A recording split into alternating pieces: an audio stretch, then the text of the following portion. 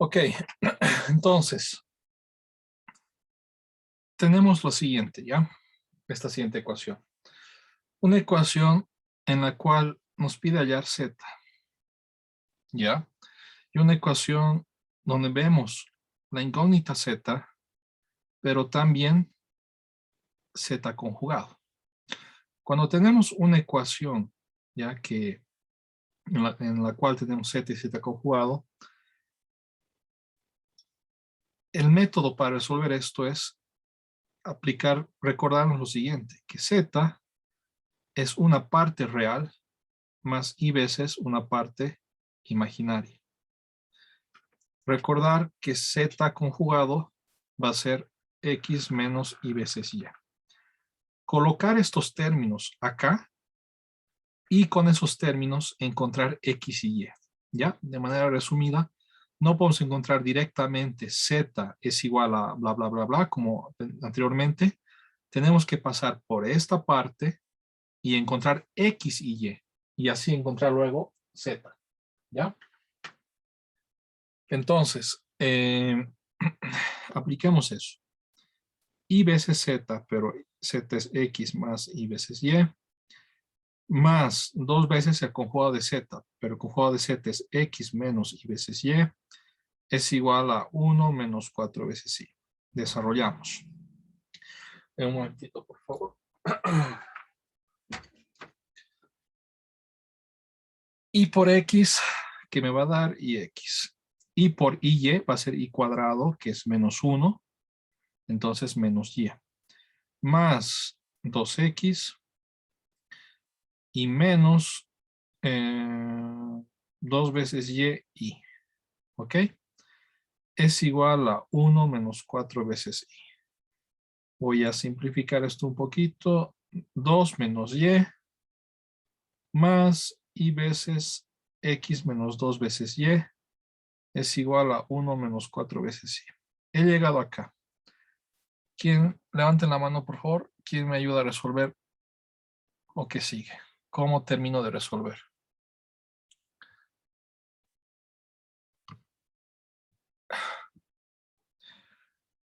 Tenemos que encontrar cuánto es z. ¿Qué es lo que haríamos acá?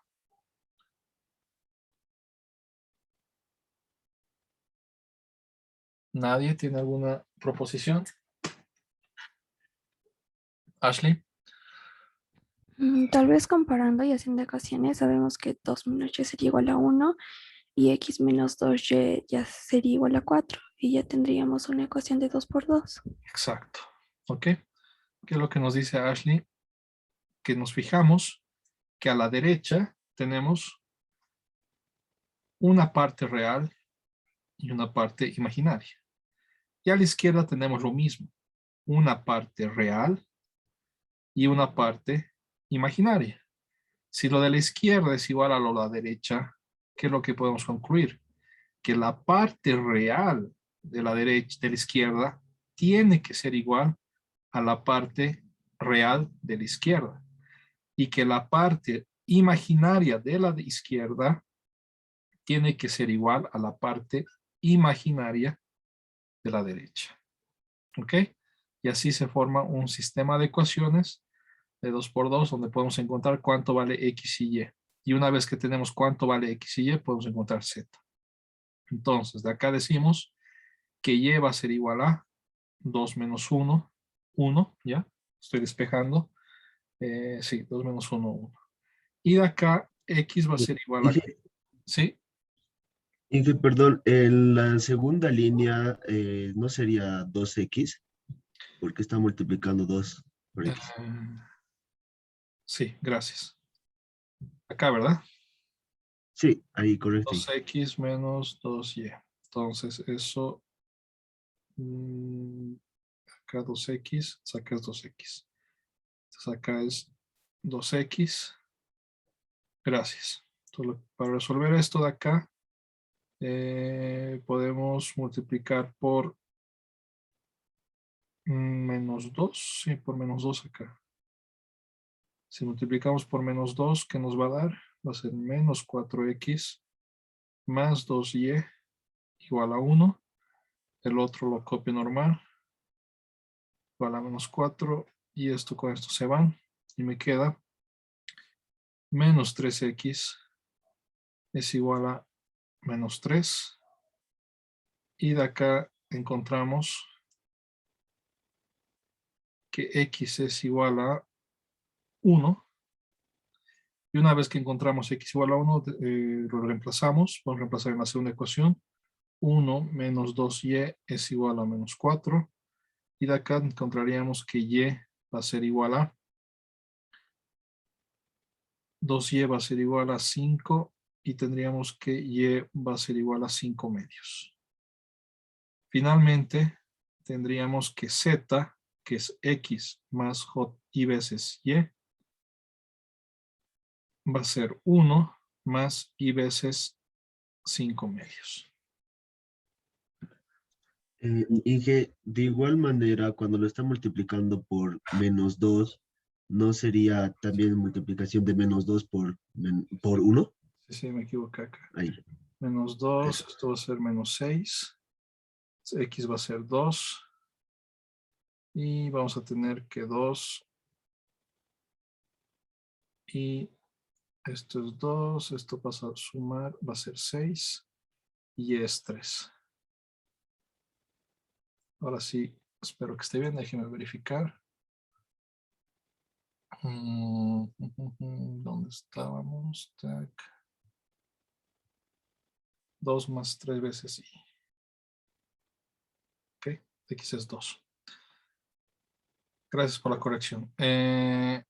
¿Quién me corrigió? ¿Cuál es tu nombre? Diego, Diego. Diego, no estás. ¿Quién más participó que no haya anotado? Ashley, creo. ¿Alguien más que no haya anotado? Ok, anota todo el mundo, ¿verdad? Ya. Listo. Entonces, ahora. Los números complejos los podemos describir en el plano complejo. ¿Ya? Esto de acá es el plano complejo.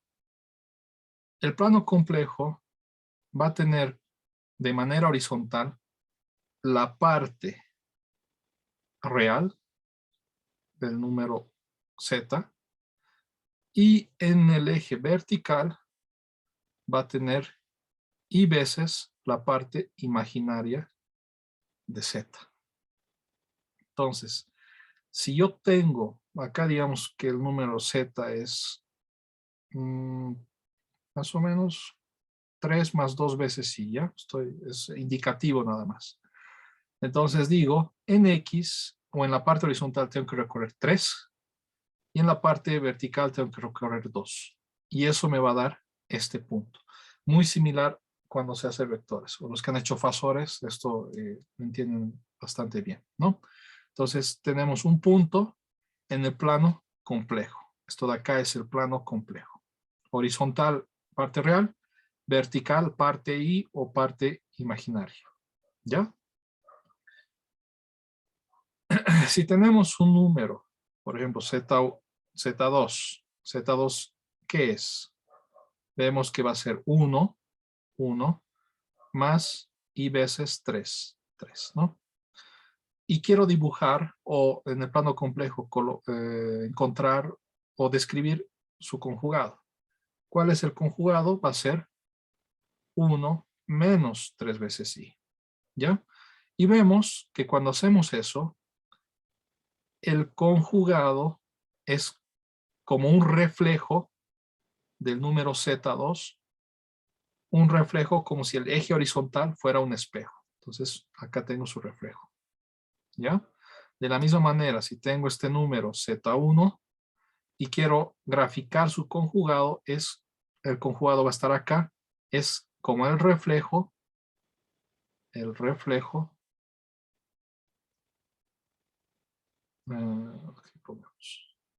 es como el reflejo respecto al eje horizontal. Ok, ahora esta parte, presten por favor mucha atención. Una vez que hemos introducido el plano complejo, ¿ya? Plano complejo. Tengo un número z que es x más y veces y, donde x lo dibujo en el eje real horizontal y y lo dibujo en el eje vertical imaginario. Tengo acá este punto de acá. El número complejo es representado por este punto, pero también podemos decir que es representado por la flecha que va desde el origen hasta ese punto, ¿ya? Ambos representan al número complejo. Y esta flecha lo podemos ver como un vector desde el punto de vista físico, ¿ok? Y acá recordamos lo siguiente. Si tenemos un vector, si lo vemos como vector, como fasor, un vector sabemos que tiene lo que es el módulo. El módulo de un vector va a ser similar, vamos a llamar lo mismo el módulo del número complejo, ¿ya? Y lo denotamos con esto de acá. El módulo de número complejo o de este vector es el tamaño de esto de acá. Y el tamaño de un vector, si nos recordamos un poco de física o de fasores, es la parte x al cuadrado más la parte y al cuadrado. ¿Ok? En el contexto de números complejos, x es igual a ¿qué? A la parte real de z al cuadrado más y, que es la parte imaginaria de z al cuadrado, en raíz. Estamos definiendo, o acá tengo también, sí, acá también lo tengo. Estamos definiendo lo que es el módulo de un número complejo. Es el tamaño de esta flecha en el plano complejo y es la parte real al cuadrado más la parte imaginaria al cuadrado. De la misma manera, tenemos lo que es el ángulo de un vector, el ángulo de inclinación de un vector, ¿ya? En el contexto físico, este ángulo de acá, que estoy dibujando en rojo. ¿Ok? En el contexto de números complejos, este ángulo lo llamamos el argumento de z, ¿ya? Ese ángulo que vemos en el plano complejo se llama argumento de z. Y ese argumento de z lo podemos encontrar, o ese ángulo, de la misma manera que hacíamos en física o en fasores. Vemos acá que hay un triángulo rectángulo, tac, ¿ya? Y vemos que la tangente de este ángulo alfa es igual a ¿qué? Al cateto opuesto entre el cateto adyacente. Esto es simplemente trigonometría. ¿Cuál es el cateto opuesto? Y. ¿Cuánto es el cateto adyacente? X. Entonces, la tangente del ángulo, pero el ángulo que es el argumento del z, va a ser cateto opuesto y entre cateto adyacente x. En otras palabras, el argumento de z va a ser la tangente a la menos 1, es decir, arcotangente de y sobre x. Y de manera más general, va a ser el arcotangente de y, que es la parte imaginaria de z, entre la parte real de z. Entonces, muy similar al contexto físico o al contexto de fasores, pero ahora en el contexto de números complejos. ¿Ya? Y acá repito lo que habíamos dicho antes, ¿no? El módulo de z es la raíz de la parte real al cuadrado más la parte imaginaria al cuadrado. Levante la mano que quiera participar. Este término de acá lo hemos visto anteriormente. X cuadrado más y cuadrado. O z, o parte real al cuadrado más parte imaginaria al cuadrado. Hemos encontrado una propiedad. ¿Eso a qué lo podemos igualar?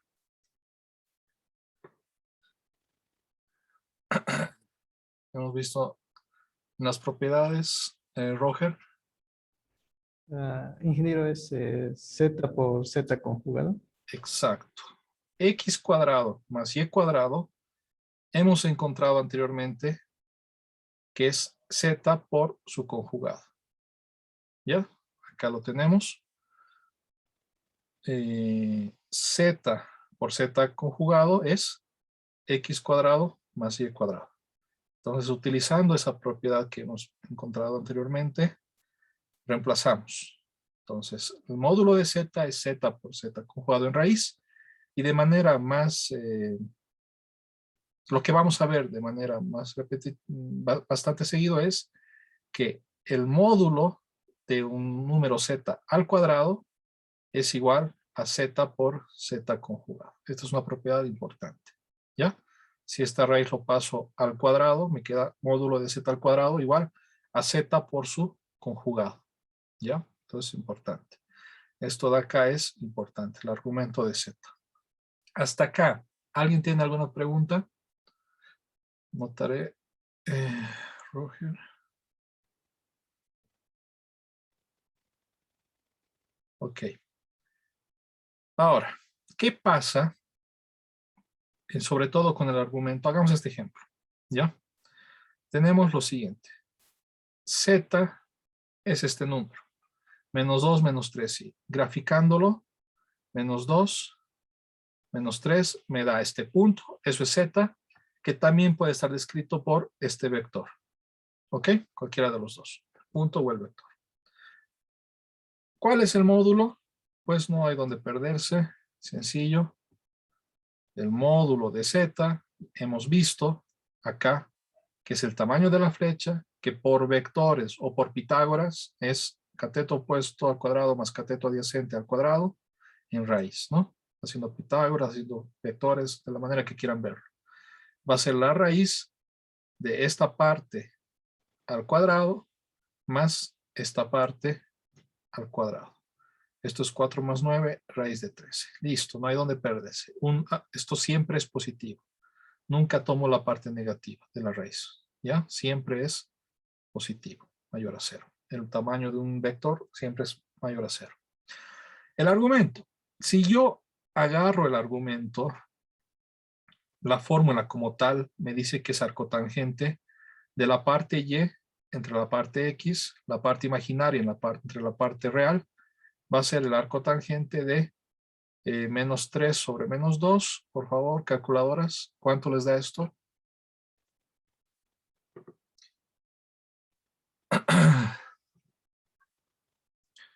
¿Cuánto les da esto en sus calculadoras?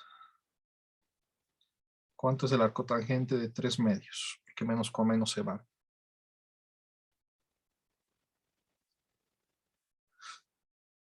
Alan, Amancaya, Ronald, ¿cuánto les da en su calculadora? A mí me da 56.3. Por favor, de nuevo. 56.3. Grados, supongo. ¿Alguien más, por favor? Sí. Dígame, ¿queda lo mismo? Sí, igual. Sí, Ya, a mí también me da lo mismo. ya. Ahora, para todos, para que anote participación. ¿Este resultado es correcto? No, ¿Por qué no, Richard? O la persona- creo que mis compañeros levantaron la mano mejor. Les Ok. paso. Iván, ¿por qué es correcto o no, Iván? Pero no se aprecia correctamente porque, o sea, dependiendo desde dónde estamos midiendo el ángulo, nos está indicando 56 grados, pero no, Ok. pues no es lo que se aprecia ahorita. En el gráfico, esos 56 grados están en alguna parte. ¿En cuál parte están? ¿Podrías decirme? En el primer cuadrante, Ya. Acá. Sí, otra persona. Diego. Inge, ¿me escucha? Sí, ahora sí. Está saliendo los 53 grados porque estaría sacando los grados solo del tercer cuadrante. Habría que sumarle los 90 grados de los demás cuadrantes. Entonces acá tenemos que estos 56 es esta parte roja de acá. Voy a llamarlo beta, ¿ya? Esto de acá es beta. Esto de acá es beta. Ok, y acá es lo que dijo Iván. Iván dijo, este ángulo no está totalmente especificado, hay que saber desde dónde queremos contarlo. Algo que no he dicho de manera concreta es lo siguiente. El argumento de Z siempre se lo mide a partir del eje horizontal real positivo. A partir de acá. No a partir de acá, no a partir de acá, ni a partir de acá. ¿Ya? Siempre medimos a partir del eje horizontal positivo. Entonces, hay que medirlo a partir de acá.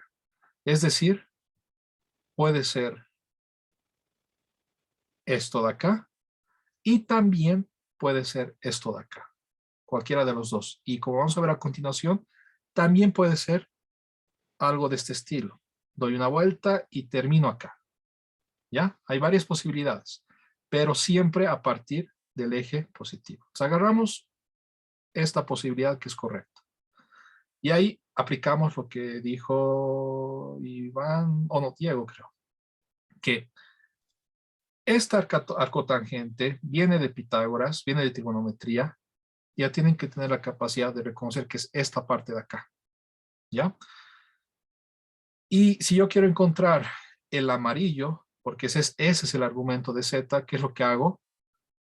El argumento de Z del gráfico, podemos ver que va a ser una media vuelta más beta.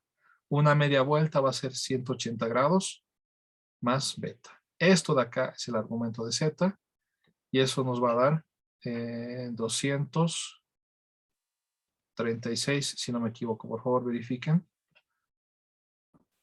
Sí, 236,3. Gracias. Entonces, el argumento de Z es esto de acá y no esto de acá. ¿Ya? Siempre tienen que, cuando utilicen esta ecuación de acá, pónganle valor absoluto acá, ¿ya? Porque el signo también va a falsear cosas. Entonces, ponemos valor absoluto en el arcotangente de y sobre x y gráficamente hay que encontrar cuál es este ángulo arcotangente de y sobre x. Si es esto de acá, en otro caso puede ser otra parte, etc. Y ver si esa arcotangente de y sobre x es directamente el argumento de z o hay que sumarle una media vuelta, restarle algo, etcétera, etcétera. El argumento de z, para terminar de complementar esta parte, también es esto de acá. Esto de acá también es el argumento de z. ¿Ok? El argumento de z puede ser entonces ¿qué? ¿Cómo encontraríamos cuánto vale eso? Para empezar, cuando nosotros medimos en este sentido antihorario es positivo. ¿Ya? Cuando hacemos sentido antihorario es positivo. Y cuando hacemos sentido horario son argumentos negativos. Entonces, para empezar es un número negativo. Si beta es 56,3, este ángulo de acá, ¿cuánto va a ser? Que lo llamaremos alfa. Alfa va a ser 90 menos beta, ¿verdad? Acá tenemos 90 grados. Esto va a ser, mentira, más sencillo. ¿Cuánto va a ser esto de acá? Va a ser una media vuelta menos beta, ¿cierto? Va a ser una media vuelta menos beta. ¿Eso cuánto es? 180 menos 56,3, por favor. ¿Cuánto es? 123,7. 123,7. Y acá hay que tomar en cuenta que estamos haciendo una medición en sentido negativo. Entonces acá tendríamos lo siguiente. ¿Ya? Si el argumento de Z es esto de acá, correcto, pero también es esto de acá, también es correcto. Ambos son resultados válidos. ¿Preguntas, por favor? Disculpe, Inge, en el examen o en los ejercicios, ¿cuál argumento vamos a darle, positivo o el negativo? Si no está especificado, cualquiera de los dos, con preferencia el positivo, ¿ya? O el que es más visible. A veces está especificado, dar el argumento de tal manera que se encuentre entre 0 y 2pi, ¿ok? o entre 0 y 360. Sería este de acá, digamos. ¿Ya? Ambos son correctos. Entonces, si no está especificado, ambos son correctos. Ambos tienes buen puntaje. Pero si está especificado, pues tienes que colocar cuál corresponde, ¿no? Si te dice entre 0 y 2pi, es este el que corresponde. ¿Ok? Ok. Entonces, ¿quiénes han participado? Si no me equivoco, Iván y Diego. ¿Era Sí, Diego? dije Diego. Ya, nadie más, ¿verdad? Si Iván está acá y Diego está por acá, creo. Ya. Ok. ¿Qué es lo que quería decir antes de olvidarme? Esto creo que tiene que ir después. Tac, tac. Esto de acá.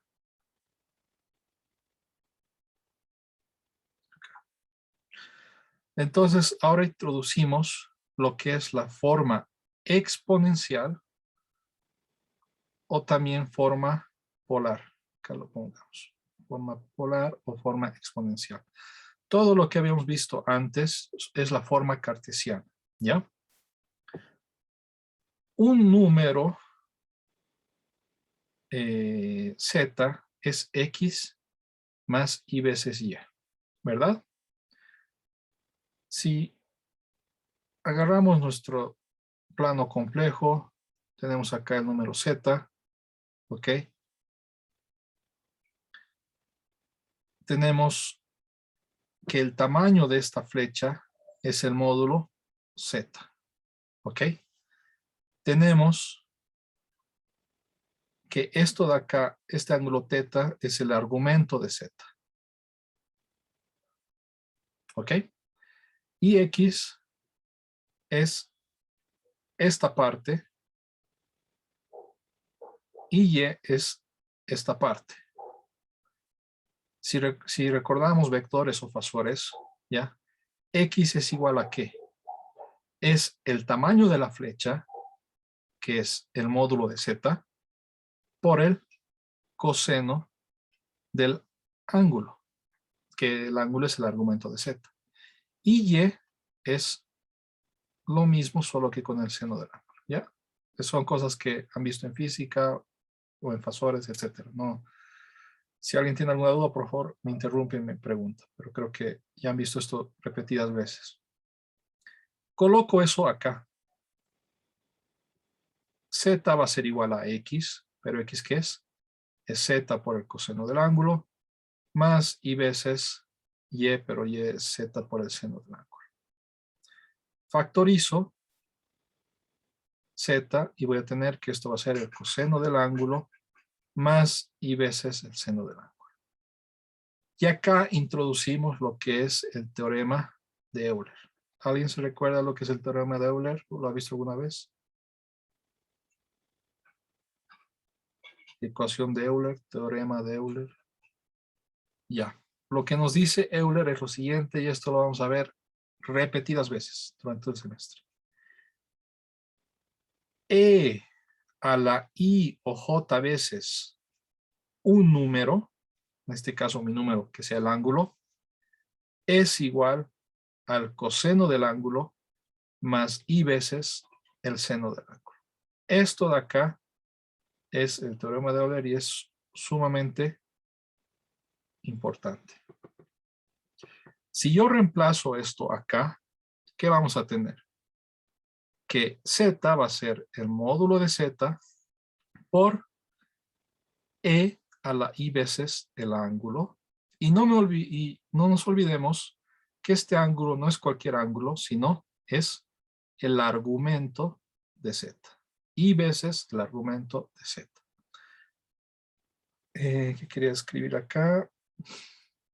Esto de acá lo modificaré para que no lleve confusiones. Con esto estamos introduciendo lo que es la notación de Euler, no, la notación exponencial o polar, ¿ya? Un número puede estar escrito en la forma cartesiana. Forma cartesiana. Z igual a X más Y veces Y. El mismo número puede estar escrito en la forma exponencial o polar. Ambas formas representan al mismo número, pero desde un enfoque diferente. Y esto es lo que decía, creo, Iván anteriormente, lo que se parece mucho a lo que son fasores en otro contexto. ¿Ya? Forma polar es el módulo del ángulo del número complejo por exponencial de y veces y el argumento del número complejo. Forma cartesiana, parte real más y veces parte imaginaria. ¿Preguntas? ¿Dudas? Ok. Déjenme ver qué viene a continuación. Tac, tac, tac, tac. Ya. Entonces.